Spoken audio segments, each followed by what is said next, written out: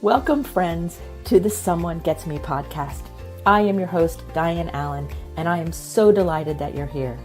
This podcast was created because I believe there is a visionary leader inside each one of us who is waiting to be seen. In each episode of Someone Gets Me, you will hear useful tips from successful visionaries who will share their stories about how being seen has allowed them to take their vision out into the world with action. Hi, everybody. It's Dianne with another episode of Someone Gets Me. And today I have a very, very interesting guest for you. And I think it's going to warrant maybe getting a cup of tea or something and relaxing. This is not going to be the conversation when you're at the gym. So if you're at the gym or you're driving, you might want to pause this one and listen to another episode and come back to this when you have a chance to really hear what our guest today has to say. I recently met Scott Kloos through a mutual friend, and immediately, I already have goosebumps. I knew he was the person for this show. Scott lives outside of Portland, Oregon, in the Pacific Northwest, which is a beautiful, spiritual, amazing area of the country. And this man does the most amazing healing venues, avenues, to help people really connect in a way that they probably never have. And so he is a singer of plant songs. I think that's brilliant, right? I love this. And I'm going to ask what all these things mean, of course. And he's a wildcrafter, and I think I know what that means for my shaman friends. It goes on and on. I'm reading his bio. I'm going to put it in the show notes for you to get all the technical terms. But the point is, this man writes and facilitates and teaches and helps people awaken in ways that they don't even know is coming. And he's this perfect, beautiful channel for the humans and the non-humans on Earth. So I'm so delighted to have you with me today, Scott, on the show. So welcome so much. Thank you. It feels really good to be here in this moment speaking with you. Thank you for that beautiful introduction. Oh, you're welcome. And so I'd like to start a little bit about who is Scott, and a little bit about your journey of just your world, whatever you're led to share about, like, who are you? How did you get kind of where you are? Because you're a ceremonialist and an author and a wildcrafter. These are like amazing, really deep and connected areas of life to be sitting. So how did you get here? Well, first, I'll just say that as I was anticipating a question like this, I took some time before the interview to just sit and be present with, I walked outside, I live out in the forest, I was present with the trees, I was present with myself, seeing where I am in this moment. I'm trying to be more and more aware of who I am, not based on the story so much that I have to tell, but like through my interrelations with everything around me. I even tried to, I do this in the group sometimes when I meet, when the group first meets, to have everyone sort of express who they are. But I felt weird to do that right at the get-go. Like, who are you? I don't know. I just got here. How do I know who I am? So I did that, and then I also tried to do this thing where I tuned in with all of the listeners, which was a little bit different since you and I are speaking non-locally, and then all the people who are going to be engaging in this conversation with us are not doing it at the same time. So I don't know how well I did that, but I'm coming to it with that intention. So who am I? I came into this world in sort of a challenging way where I, I say this without any anger towards my mother, but she smoked cigarettes while I was in the womb. So I had that happening while I was in the womb. And then when I came out, the cord was wrapped around my neck and I was blue and almost died. Then I got jaundice and I was allergic to everything. So my entry into the world itself was this feeling of, do I belong here? Is this a place that's welcoming me? Do I really want to be here? And so I guess for the rest of my life, I've been trying to answer that question. And I feel like that entry point and a lot of the other things that happened that weren't such a graceful way to enter into a life really propelled me on this path of, how do I really know who I am, and do I belong here? Which has led me to, like I was saying, like trying to know myself based on all of my interrelations, all of the people that I know, and the plants that I know, the places where I am. There's this quote, I think it comes from Donna Haraway, where it says, "Nothing precedes its relations." And like trying to like shift the way the philosophy of Western culture from this, this "I think, therefore I am," which has been kind of like the dominant narrative, to like, I am. I can't even exist without everything that I'm in connection with.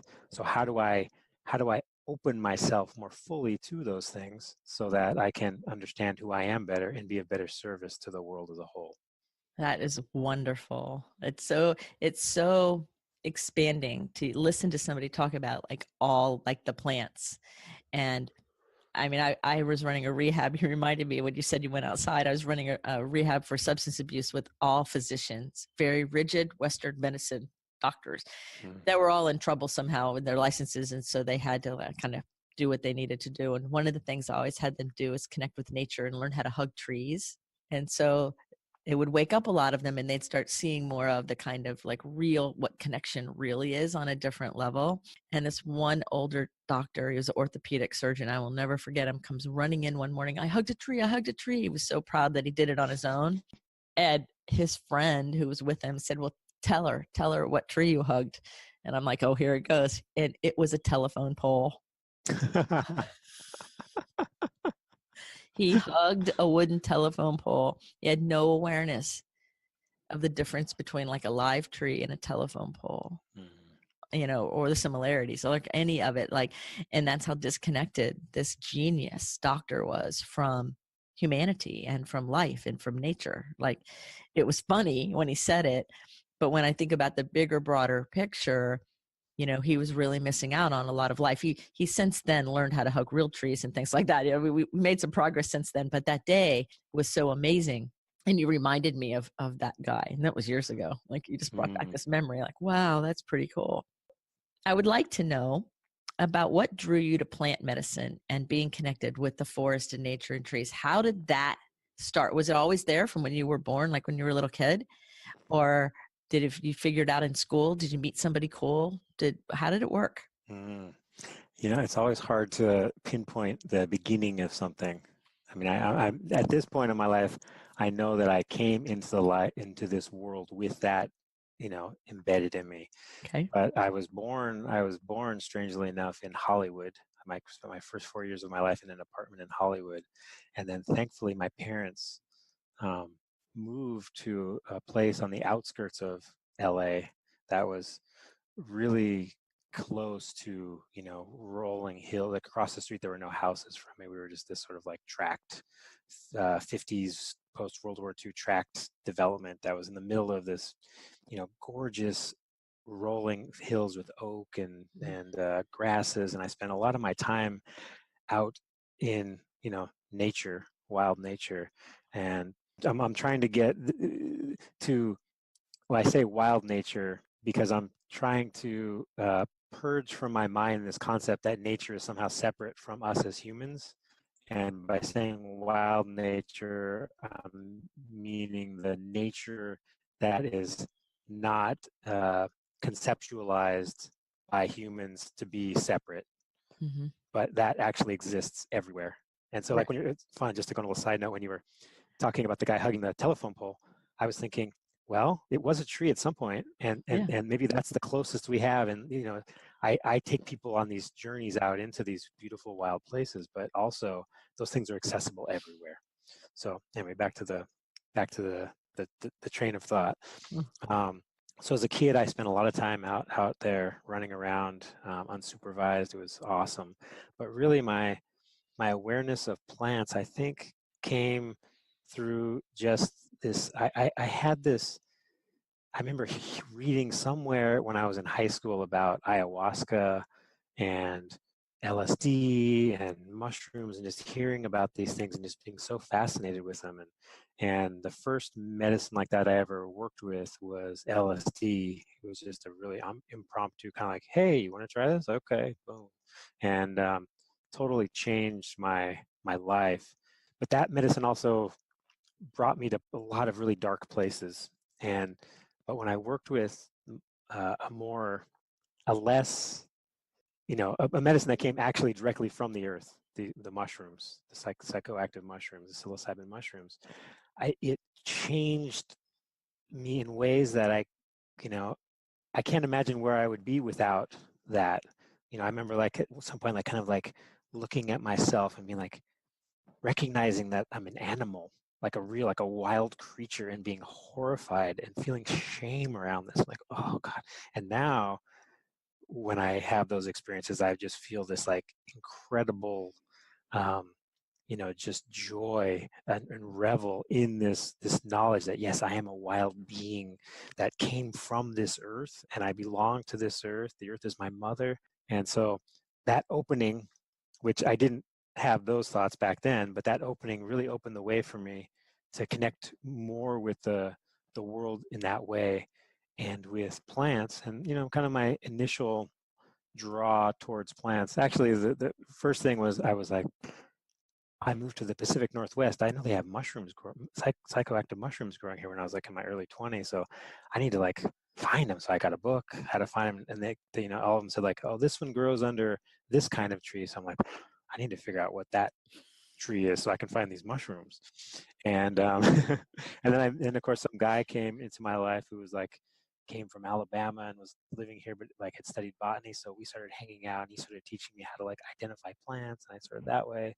And then a girlfriend who was really into herbal medicine kind of turned me on to herbal medicine. And then I wanted to learn how to be able to be self-sufficient in my healing, because I was sure at that time that Western civilization was not going to last much longer, that the whole system was going to collapse and fall apart, and I would have to take care of myself.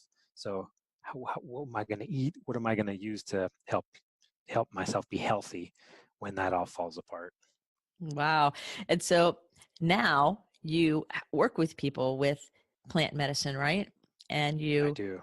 and you've taken that. I think that's great. You're looking for the mushrooms and you can't have to figure out where the trees are. It's like kind of like you came in the world to be a healer that way, but that's not where you were then. You found all this other things by wanting to find mushrooms. It makes perfect sense to me. And I can see the 20-year-old kid running around. Like I can see the whole picture. Where I went to school at the University of Florida, there was a big prairie south of us, Payne's Prairie, that was known for those mushrooms. And so it was always all over campus all the time. And of course, I had this huge fear of losing my wits about me. So I had nothing to do with them. But a lot of my friends did, and they used to go out and I don't know, they would find them at certain times of the year or whatever. I just remember the stories about it. So I'm sitting here going, well, we had those mushrooms in Florida too, because I remember that when I was in college. And it was all the 20-year-olds like out there finding finding and searching their way. And I don't know if any of those people in my life, no, none of them are doing anything with plant medicine. They never took it any further. It was never a stepping stone for them in a healing kind of way. And a lot of people that listen to this podcast and people that I work with in my mentoring practice really subscribe to plant medicine and holistic ways to help ease overexcitabilities and sensitivities, and to help make life more sometimes tolerable, because it's very hard to live with everything wide open. And so I would like you to share a little bit about the kinds of work you do with people, so people can understand. And like, do you have retreats, or do you have ways people can engage with you online, or how could somebody ask you questions if they had them? Because I think plant medicine is very, very important for visionary people and for people who don't feel understood in the world, because often they'll go to a Western medicine person and they won't be heard. Like, this is what's going on with me. And then an assessment and judgment will be made. And then this will be the solution. That's not really the solution, and it doesn't work. And now the person feels stuck. And often hearing it from a different way and a different perspective really helps relieve that person to say, I'm not stuck here. And maybe this doctor doesn't get me, or this system doesn't get me, but that doesn't mean I'm not gettable, so to speak. Mm-hmm. Mm-hmm. So if you could speak to that idea to the person listening who's struggling in that way, and is searching for someone to help show them that they are valuable and there is a solution to what's going on, even if what's in front of them hasn't worked. Like, what kinds of things would you offer, or things you could say, or how do you do it? Yeah, just in terms of the theme of the podcast, this is perfect because like for me, I can't, I've really come to know myself through my work with the plants. And I talked about like working with, this really more strongly psychoactive medicines, but all of the plants that grow where we live they could be considered psychoactive in the sense they change the way we perceive the world and perceive ourselves. And so I take people out.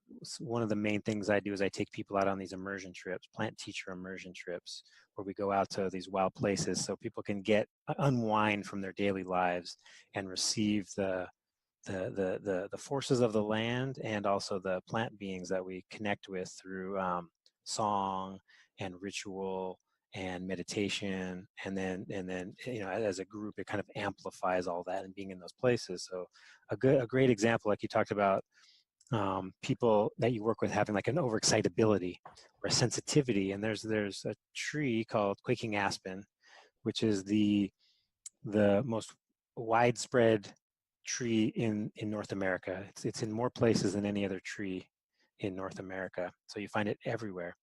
And it on one of the trips that we go on, we go and we connect with the aspen. And the aspens are ancient. A lot of them are very ancient beings. In fact, the oldest being on Earth, as far as we can tell, there's some debate about it, but for this purpose, it doesn't matter. It's these 80,000 years old is kind of the estimate for this grove of aspens in Utah, which is called Pando. So it has this root mass that has been continually regenerating itself for 80,000 years. And the above ground parts are, coming and going. The trees grow up, they die, they grow, they die, they grow, they die. But underneath is this persistent root mass. So in Bach flower therapy, the aspens are used for people who are easily excited or influenced by energies around them. So there's a lot of anxiety. They flutter in the slightest breeze, just like the leaves of the aspens. And kind of to give a little footnote here, there's this thing called the doctrine of signatures that's really helpful in understanding the medicine of plants and how they can work with us as humans, in that certain ways that you might see the plant behaving that might resonate with ways that we are. And then a lot of times it's like kind of like the way the plant looks, the shape of something, the color, things like that. But it can be cartoonized, but it really, if you take the whole picture, which I learned this concept from Matthew Wood, if you take the whole picture of something, you can bring that out. But if you just look at one thing in isolation, it won't work. So anyway, so if somebody is easily influenced and excited, they get anxiety because everything that they come in contact with affects them, right? And the normal thing in our culture is to think there's something wrong with you. You're too sensitive. That's what I was told my whole life. You're too sensitive. You cry all the time. You feel everything. Stop doing that. And I'm like, I'll try because I want to fit in, but in that trying, I really deadened myself and found myself depressed a lot and feeling not understood, feeling like I didn't belong.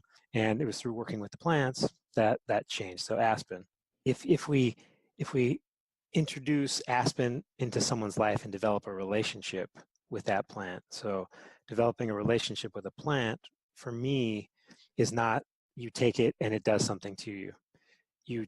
The plant is a teacher. So I approach the plants, and I recommend other people to do this, as if they are teachers. So with respect and humility, introducing myself, this is who I am, to the plant, as if it is a person, because it is a person. They're persons in their own right, in that they have agency and they have the ability to respond.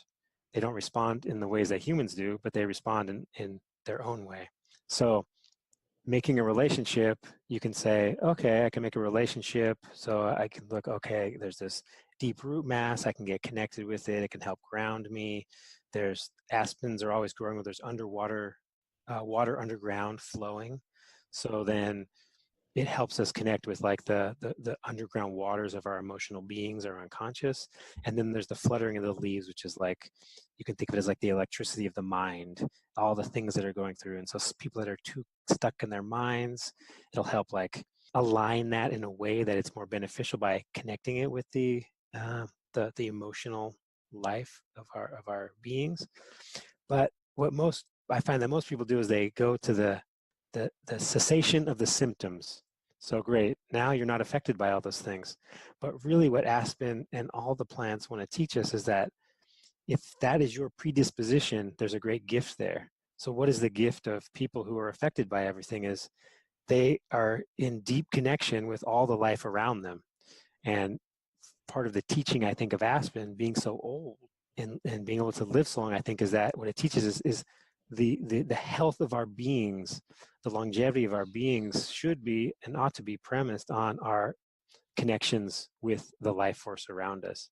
So as I've done my study with aspens, and I've seen this in so many people I've worked with, there's this awakening to how much of who I am can be found through my connections, like I was talking about before. And then how do I present myself in life now? I can present myself in life in a whole different way that's not about trying to fit in, trying to not feel, but to actually welcome that feeling into all the arenas of my life and see how it enriches and enlivens all of the work that I do and all of the people I come in contact with, human and otherwise. That is so beautiful. Oh my God. I was just listening to you going, oh, it's true. I didn't know that aspens were I didn't know all those things about aspens. I love aspens. And I just learned a whole lot about them. I didn't know that they lived where there was running water underneath it, because I'm a water person, and I've found myself loving the high desert, and then I learned that was underwater. I'm like, oh, no wonder I like it here and I don't like the other desert. It's like no wonder. Of course that makes sense. And I love aspens, and everything you just said about them fits me.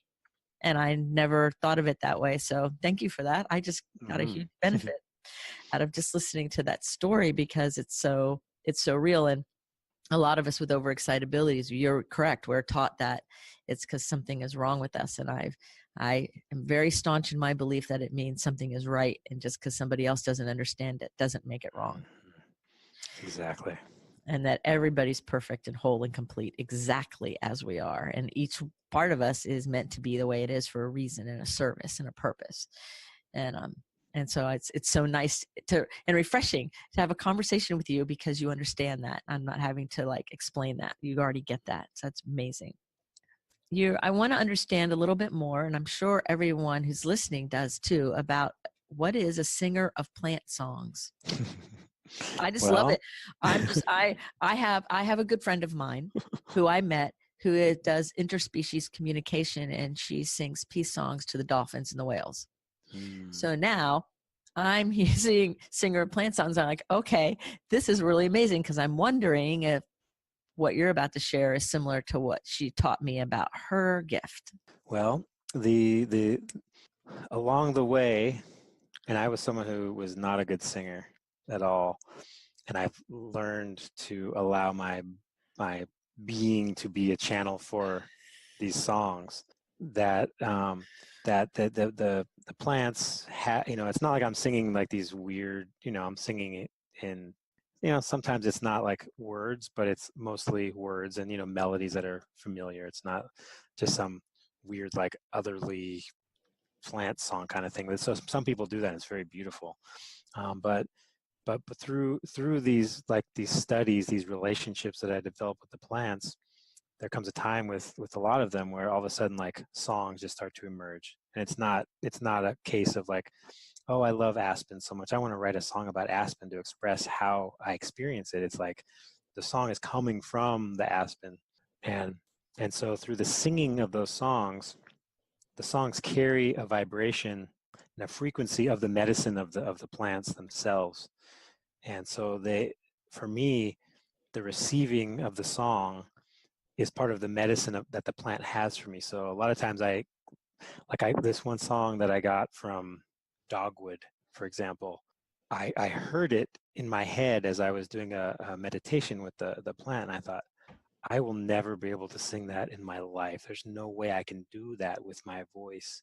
And it took me like 3 or 4 months of being present with that, and through, day after day trying to sing it, that actually it worked its way through my energetic being and sort of cleared the things that were in the way of that expression, so that then I was able to sing it. And so when I sing it, those songs, it's like the act of singing them reminds me of the state that the plants are asking me to embody, or inviting me to embody, so that I can be in deeper communion with them.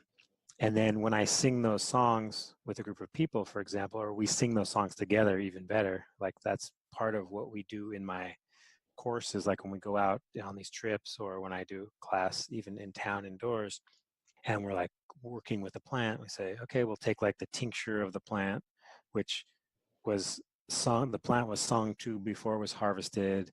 We'll often sing while we're during various parts of the making of the medicine, so it all is encoded in there.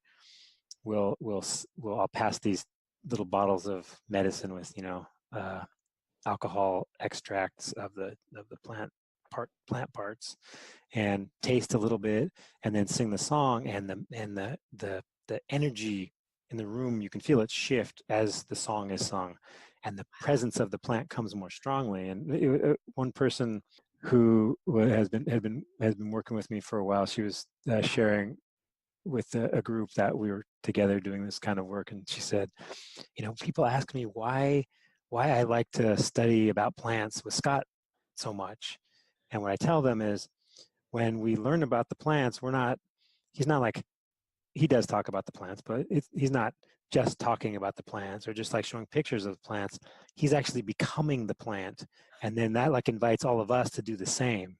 And that's really what the plants have been asking me to do. And it's this really interesting thing, that the more we're able to surrender ourselves to this other form of consciousness and awareness, there's other orientations to interacting with the world, that actually we become more human and more of who we are, in the sense that being a human means being of the earth.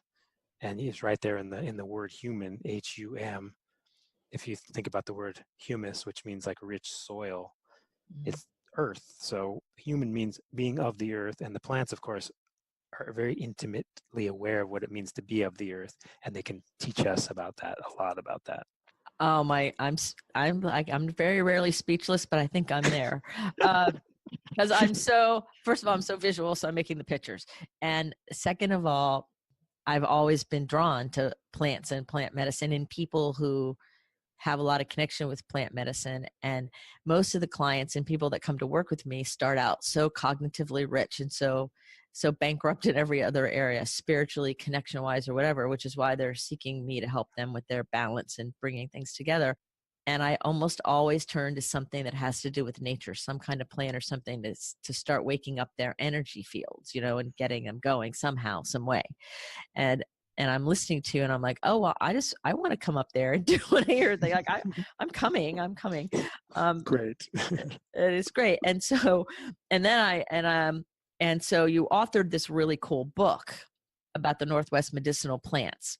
And I know some people who have taught me some about harvesting and how to use different herbs. And they were talking about wildcrafting and really being aware of what's out there and how things are grown. And they were teaching me things about it that when they said it, it made sense. But it never occurred to me how disconnected humans are from Earth. Like, because I don't know, I'm probably in the middle somewhere. I'm more connected to the water part of Earth because I'm in Florida and I race boats and I'm a water person. But I'm looking out at trees right now and I love being in nature.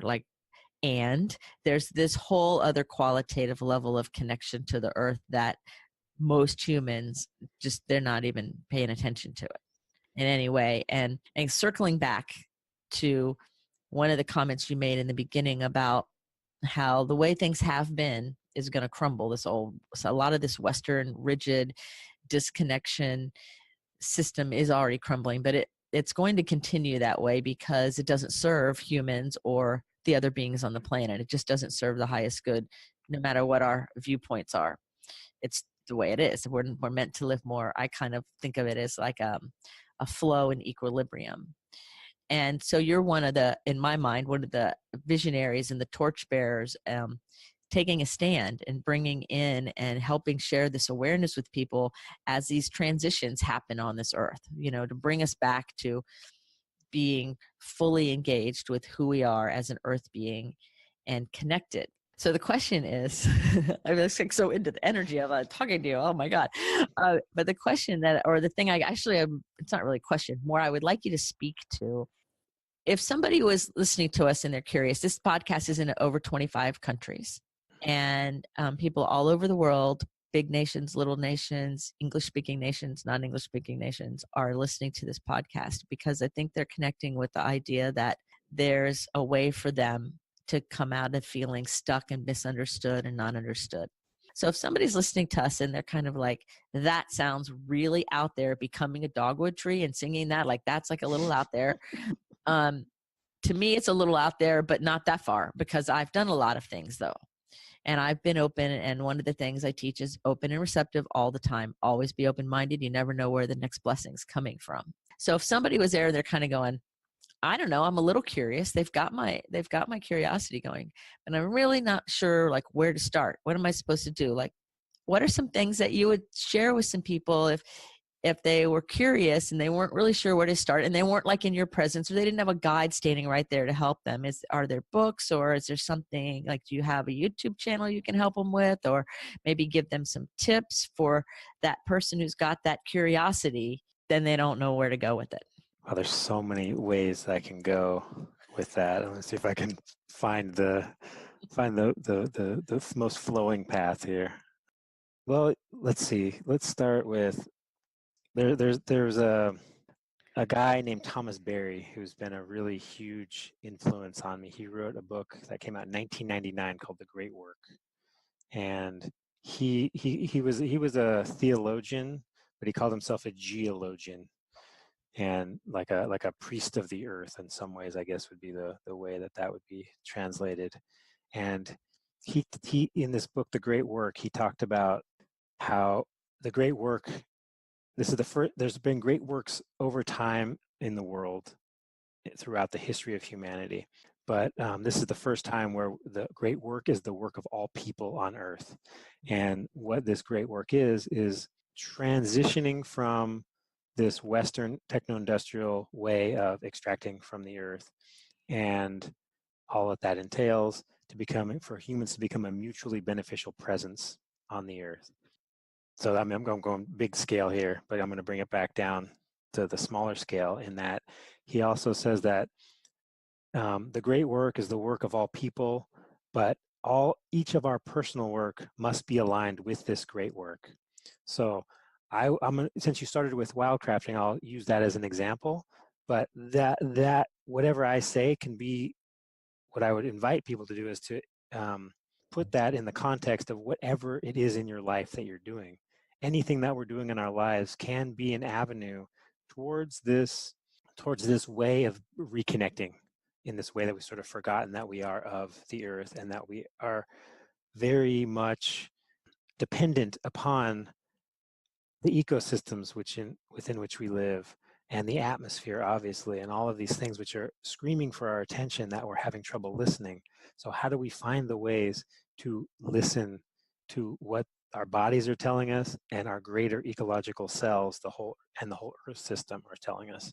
So with wildcrafting, we can just go out there and go from just a straight, dominant paradigm, reductionist model and say, medicine in those plants, we've measured it, let's just take them back, and you get things. I don't know anybody who's doing that in herbalism, but we cut down entire forests without like actually interacting with them.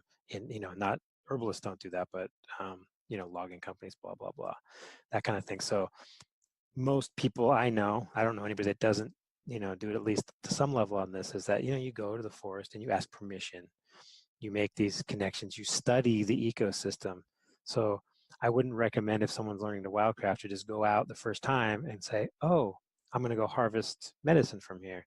I'm going to harvest plants to make medicine, because how do you know what is necessary to keep that place living in a good way? We don't know. I mean, there's places, there's plants that I'm finding that I used to harvest that I won't harvest anymore, because I'm realizing I can't answer that question, because they're plants that take 50 years to reach like a harvestable age, and I don't have enough experience with them to fully understand how many it's okay to take, and if there's a stand of 50 plants and I take one or two, how long will it take before I can come back there without producing the life that's there? So we can ask that question in every arena of our lives. How am I, it's like impact, but impact is a word that implies I'm doing something to something. I want to get to more of a place of interaction. How are my interactions affecting not only me, but the places where I'm harvesting from? And through doing that, it keys us into this wider understanding of who we are. Getting back to that original question, who am I? I'm always learning more about who I am when I'm doing wildcrafting, and sometimes taking the life of a plant, sometimes just taking a portion of it, but striving to consider the place over time, as well as in its spatial element and in all the relations that go into making it possible for this plant to grow, whether it's the animals, and then the animals and the birds and the insects that receive sustenance from that plant apart from the human needs for it, and et cetera. So does that answer the question? I think I kind of got off on a little bit of a tangent there. Yes, it answers part of the question. And here's the other part that I'm wondering about is when somebody doesn't even know where to start. Like, I think they could get this book from Thomas Berry and say, I'm going to go out in nature and I want to be connected to the plants. And I want to start connecting to nature more because I'm a city girl. And I'm like a neophyte, really. Like, I understand that I need to be connected, but I don't even know where to start. What are some like actions that somebody could take to help them just to begin that awakening process, to give them the taste that then would set them up to be able to like read your book or go to a retreat or be with somebody like yourself that can then take them a little further? But what would be like that priming right. thing, Right. I know I tend to go to the furthest afield, and this is a really good question. It's like don't hand them a big bag of psychoactive mushrooms and say go have fun, right? No. That's not the way. So just keeping on that same track. You mentioned the book that I wrote. It's for the most part, it's a very it's a standard field guide to medicinal plants. So there's books like that for all regions. In fact, the publishing company that I published my book through has published regional guides for everywhere in the country. So Timber Press, it'll be like, probably for years, it would be like Southeast medicinal plants or something like that. So get a book like that, and if that's your entry point of like, start to learn about some of the medicines around you. You don't even have to go far. You can go in your backyard. Everybody that's listening to this, maybe everybody doesn't have a backyard, but there's some, like a city park or somewhere where there's a patch of earth somewhere nearby. Everybody listening to this, I imagine, that you can go and you could, start to study the plants that way. Whether it's dandelion, which grows everywhere, or something like that. And then, a really good way is to find someone who actually can lead you on a plant walk, so that you're not just kind of fumbling around and, this massive greenness that's all around and trying to decipher what is there and what isn't. So there's that way. But I think for each individual, there's going to be different entry points. Like you said, for you, you're really connected with water. So maybe somebody's really into like something that has to do with water, and they don't realize like say someone's like and really into sailing, they don't realize that they have probably already a deep connection with the wind and with the water, but don't frame it in that way because we're not used to doing it that way. We're used to, yeah, I'm just doing this thing, and that's just what it is. It's sailing, But there, in everything, there's that deeper hidden element that we can open ourselves to and start listening. And I think the key with all of those things is that it's the I'm not saying this to demonize the modern self and the mind, because I believe that, in my experience, is that this is a part of our evolution, not just as a species, but it's part of the evolutionary process of the earth itself to have this kind of self-reflective consciousness here. But the mind is such a recent development that we don't really know how to operate with it, with the other perceptive capacities that we have. So finding ways to not just calm the mind, which is, going back to like that idea of like, oh, there's all these symptoms, we need to like stop it. So in our culture, say, oh, your mind is going too much. So, we're going to take these meditative practices out of context from this other culture and put it into ours, and then make it into like stopping the mind.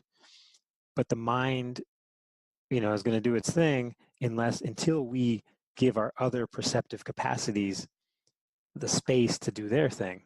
So for me with plants, I've learned to just easily now come into a space where my mind relaxes, my awareness centers in my heart, and then all of this other sensory apparatus opens up. And so going back to the sailing analogy, I would bet so much that anybody who is sailing is doing things that's below their conscious mind that helps them connect with the wind and sail in a way that it works. And so tuning in with those perceptive capacities. I mean, and then reading about it. So I remember this as an example. I probably won't get this story quite right, but there's these indigenous people who I wish I could give credit, but I'm giving credit without saying exactly who they are. They are so in tune with their surroundings that they can, sense in the water, like when the seal's gonna come up before it comes up, because they're so attuned with the water and the feeling of how the water is shifting and moving and through the navigation and stuff like that. So whatever it is what that thing is that's drawing you, I would recommend trying first on your own to deepen those perceptive capacities, become aware of them, becoming more present to who you are in relation to those things. And then from there, finding some research of maybe the way indigenous people around the world have done that, not to co-opt their way, but just to have the inspiration that, wow, this is possible, that people have been doing it like this. Humans are designed to function in this way, and it's this recent emergence of this new form of consciousness that's come that gets in the way, but there's no shame about that. We're not doing anything wrong. We're just trying to figure it out, because it's really hard and really confusing to live in this time with that task. And let's all do it together, and the more we do it together and connect with other people who are doing the same, it becomes easier and easier. Yeah, that's definitely true. The more we do, it's funny because I love to race boats and I'm on the water a lot. And my favorite time is sailing at night when the whole crew is pretty much asleep and it's me, the water, the wind, and the galaxies and the stars, and then dolphins will jump or whatever will happen, and I am one with it all, and I don't get tired, and I don't care if they sleep all night and my watch goes all night. I could care less. And everybody's like, you're a maniac, and I'm like, well, no, I'm just so in the flow. I don't want to miss it, like I want to just be in it. I want to be it. So, and I think that's just by tuning into those deeper levels. That is a great suggestion, is to just practice being open and tuning in and reading and learning and following your curiosity wherever it takes you. Because if you're curious about something, that means it's time to learn more and more. And that curiosity road will lead you to all kinds of amazing things. Mm-hmm. I actually have an earlier podcast episode I did, I don't know, maybe it was about a year ago almost, on this podcast, Someone Gets Me, with Don Olson, who's up in Pender Island. And so I'll put a link to his interview on the show, because we talk about some plant medicine and some things not, it's the same but different. And it would be a really great comparison. So if you're interested in what Scott and I are talking about, and you want to hear something from this show that's the same but different, then you can click on the link to listen to Don's show, because we talked about the different things, but the plant medicine was the thread, and he's a shaman that way. And so he's been doing it for like 80 years. He built a straw bale house with his wife, and like, he's just a really interesting person. So I think between both of these interviews, you can start getting your feet wet a little bit and really learn some amazing things for you. So one last thing, what do you like to do for fun? Like your stress reduction fun in the world. What's fun for Scott to do? Oh, fun. Well, there's lots of things that are fun for me, and they might not seem like fun for other people. I mean, something that might be fun for other people is just spending time in the wild, just running around and just being really curious about things, and just connecting. Especially when really love doing that with my boys and watching them do that. But like for me, one of the funnest things is doing like deep ceremonial work, which might not seem like fun to some people, but it for me, it's the thing that really keeps me going. I feel so alive and so connected, even when I'm going through like deep healing work through that. I'm a Scorpio, so I have this like depth of that's what drives me, is like these depth of feeling and understanding. And so it would be funny to like have like a video of me having fun in that way. And a lot of times it's not like that. It's like just singing and praising the earth and the beings and all of that. But doing that with groups of people is probably the thing that I get the most enjoyment from. Oh, I love it. I love it. I love that depth, and I love that intensity. I think it's amazing. So as we get ready to close the show, there's so much more I could talk to you about. But I'm wondering, and I'm sure maybe I could con you back into a second interview at some point, because there's so much more. But is there anything that's really a heart's desire today that you would like to share before we close the show? There's something I didn't ask, or something that's popping in for you intuitively that feels important today? Yeah. I feel like we could do a couple more hours easily. I was like, oh, really? We're done already? We just got started. Um, the work, the way, the path has been drawing me. It's been an interesting trajectory, just watching, like with plants, like, okay, I'm gonna learn to heal myself, through like just physically. And then, there's like, oh wait, these plants also have this other thing. They can help us like with our psychospiritual maladies, and then connecting in with the greater whole.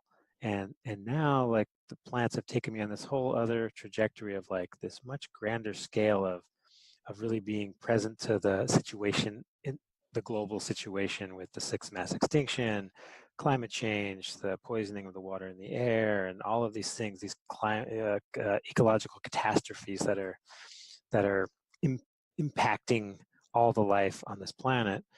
And so I guess I want to tell the story of a dream that I had, and maybe this could serve as the bridge to maybe a future podcast, where in this dream I had been doing some intentional work with my ancestors. And in this dream, I was standing on a barren plain. It was just, there was no plant life in sight. And this guy walked up in front of me, and he stood there for a moment. He was a Eastern European Jewish man. That is half of my mother we come from that lineage. And he just stood and looked at me. He walked away. Another one came, looked at me, same. Another one came, looked at me, the same.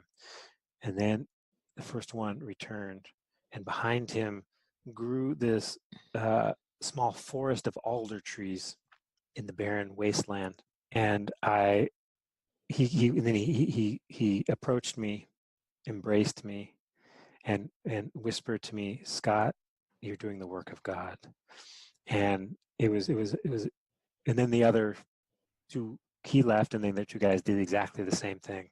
And I felt like in that moment, I didn't understand what the dream meant when I woke up, but what I got was just this recognition, not like I'm doing this grandiose thing and whatever, I'm doing my little part, but that the recognition that, oh yes, you are doing what you're here to do on this earth, and you're being present and working for the earth. And what I would say is like working as the earth as well, with and as the earth.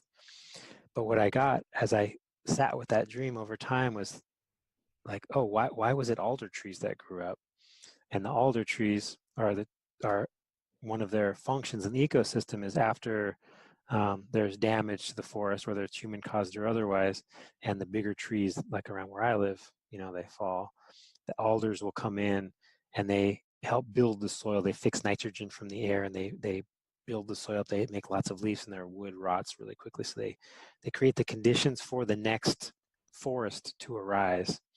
And the message was, this work of God is the same as this great work that Thomas Berry talks about, that the people living now, our job right now is to prepare the ground for the generations that are coming. And so we have to convert the waste of, break down and convert the waste of these toxic ways of thinking and being that we've been imprinted with and conditioned by, that are causing us to wreak such havoc across the earth.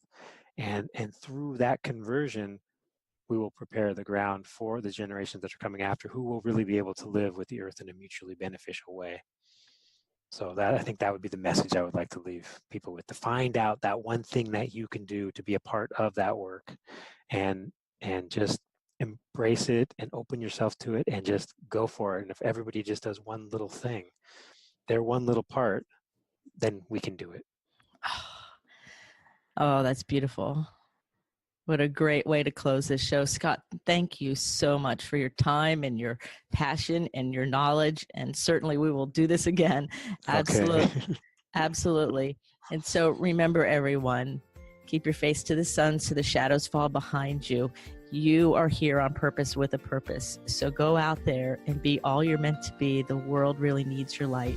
And until next time, be well. Thank you for listening. I trust you gained some valuable inspiration and information. Please join me and other visionaries in the Someone Gets Me Facebook group. Or for more information on my services and additional episodes, visit someonegetsme.com. Again, thanks for listening.